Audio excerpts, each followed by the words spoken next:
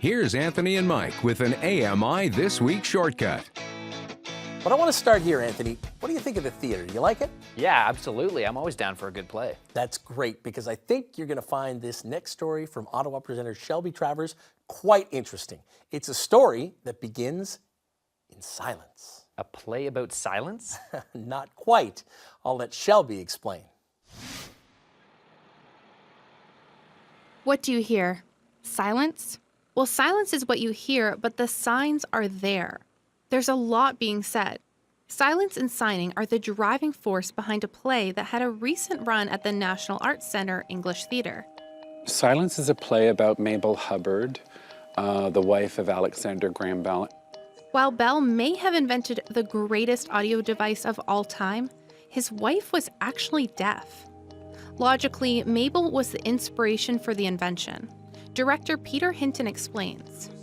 This is a play really about the woman that inspired him, but also challenged him and brings a sort of human scale. So what I like in the play is it doesn't deify Alexander Graham Bell as this genius, nor does it vilify him. It presents him as a person.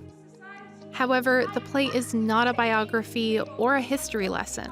I have a beautiful voice, a sweet voice. It is a story told about the love between two people that transcends physical things. But it is also something else. It's also a ghost story too, because it takes place towards the end of Mabel's life, and she's sort of haunted by the ghosts of her past who come and help her make this connection with this very conflicting and important man in her life. Another lesser-known fact is that Bell's mother, Eliza Bell, was also deaf. She had a big influence on her son's life, so it makes sense her character plays a major role in the story. So she's kind of like, on one level, the real heart of the play. She is there as a conscience in the play. She is there as a kind of angel in the play too. But she is really the source of his conflict. In order to be true to the family story, the play uses actors who are deaf in key roles. We've got to include all kinds of perspectives. And in this story, to do it without a deaf artist or hard of hearing artist, to me felt wrong. Catherine Joelle McKinnon is one of those actors who is deaf used in the production. She is an accomplished actor, having appeared in major productions on and off the stage. She plays Eliza Bell and spoke to us through an interpreter. It really demonstrates the authenticity of the character. You know, the mom's character is very complicated, but to really portray that character and express her life and her soul, her heart and soul, and it's important to have an actor to express that who has a lived experience as well.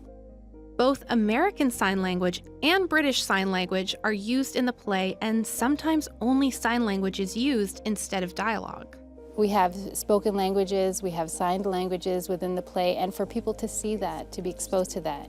It's good to see that different style of acting as well within the production. It's part of the story. The play also mixes up the roles, says Peter. What I like in this show is we have deaf and hard of hearing actors playing hearing characters, and we've got hearing characters playing deaf characters. So it's mixing it up. It's encouraging us to go outside of our own purview and to learn from each other. Mixing it up challenged him to think outside the box.